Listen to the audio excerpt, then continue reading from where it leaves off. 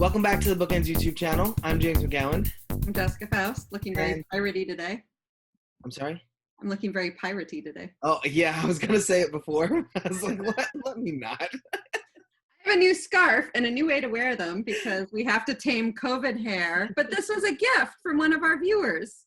Oh, that's nice. Isn't it beautiful? I don't want to bend down too much. People might say my uncovered grays. Yeah. Well, I'm glad to see you without a hat today. Yeah, my COVID haircut's starting to grow back in.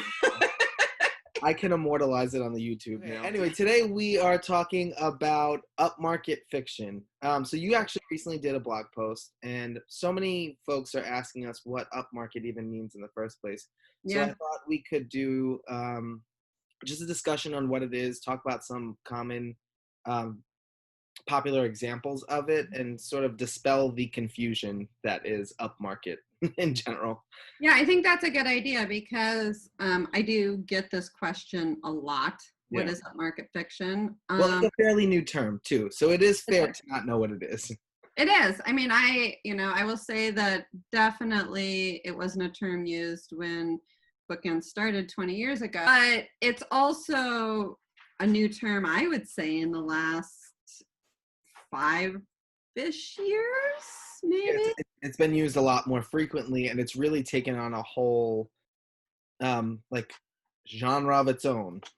Yeah, and what's interesting about well, I guess we should explain what it is before before we keep rambling on about it. So upmarket fiction are books that have that really wide commercial appeal, but have that a little more elevated writing style. Yes, I would say it is literary and commercial fiction had a baby and they named it Upmarket. Yes, and just to sort of give you an example right out of the gate, one of probably the most famous examples right now is Where the Crawdads Sing by Delia Owens. Yeah. I would say that if I said that book, everybody's ears perk up. They know which book we're talking about. So that would be a good example just to give, and I'm sure more will pop up as we talk. But yeah, so when I think of upmarket fiction, I think of, and you sort of said this, so I'm going to reiterate it, and I apologize. It's a book that has a hook with commercial appeal.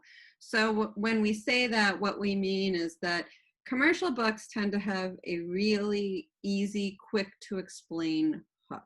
Yes, that elevator pitch is strong in commercial books. Yes, it's like a sentence or two or less. Yeah. And upmarket fiction tends to have that. I mean, I think Daisy Jones and the Six. Oh, yeah, good example. Is a good example of that. I'm sure I can think of more as we go, like we said. Yeah, they'll come up. They'll keep popping up. Right. So that you can explain that book, you can tell somebody about that book in 1 or 2 sentences. That is very commercial. I think a literary book, you have it's more about the rating, the plot. Yes, it is quieter, and it doesn't necessarily have that big 2-sentence hook that you can pitch or explain the book in.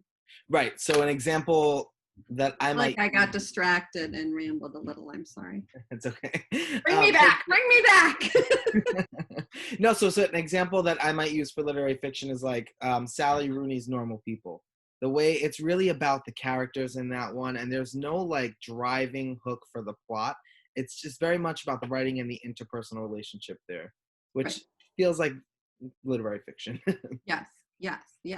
So, upmarket has bigger writing and doesn't fit. I think the thing is it doesn't fit into a commercial genre. It may have a romance in it, but it's not a romance. It may have elements of speculative fiction, but it's not science fiction fantasy. It might have a mystery in it, but it doesn't fit within the confines of a mystery.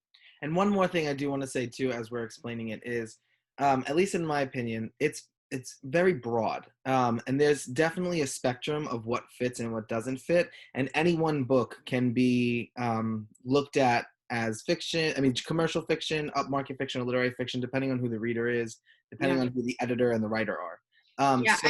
I think that's really important to stress is that you don't need to know if your book is upmarket or literary necessarily. And we have had situations. So women's fiction or book club fiction, those are two things that editors often use, and sometimes interchangeably. I would say also tend to fall in line with upmarket fiction. Yes. Not always, but often. If you're unsure, don't worry about it, because where one house might see you as women's fiction, another house might sell you as upmarket. Yeah. There's not necessarily a right or wrong to that. It really is how the house best thinks they can position, package, and sell your book. Right, and you can give the same book to 4 different houses, and the likelihood is that all 4 different houses will market and package and pitch a book differently. Yeah, and editor and agents too. I mean, sometimes I will pitch the same book in 4 different ways depending on who I'm pitching. Yeah, exactly. Editors had no idea. Really just told them that. They are tricks. So yes, upmarket fiction is a bit of a crossover, I would say, between literary and commercial fiction. Yeah, I mean, what you said before is perfect. It's like if commercial fiction, literary fiction had a baby, it's an upmarket fiction book. So we hope that helps explain upmarket fiction. Yeah. And again, you don't need to know if your book fits that. You know, the safest thing you can do is just say you've written fiction or you've written a novel, you know, with elements of mystery, or use comp titles. This is where comp titles come into play. If you're unsure that your book is upmarket fiction, or you're hesitant to categorize that when pitching, then just use comp titles. The comp titles will show us what your book is more than anything else. Yeah, that's true. That's why a set of accurate comp titles is the most important thing. Inaccuracy in comp titles is never good. Right, and comp titles, for those who've missed our last video, are comparative titles. Ah, yes. We've talked about this a lot in other videos, so feel free to check those out. But that's upmarket fiction. Both James and I are actively looking for upmarket fiction. Yes. I'm reading one now. I'm really excited about a submission. And I believe in the next week or so, we're going to talk about the books we read in May. And I would bet there's going to be a lot of upmarket fiction in those piles. Yes, so definitely keep coming back to see our next videos. Don't forget to like and subscribe, which I realize is now on this side of my screen. We learn as we go. Yes, and thanks for watching. See you later.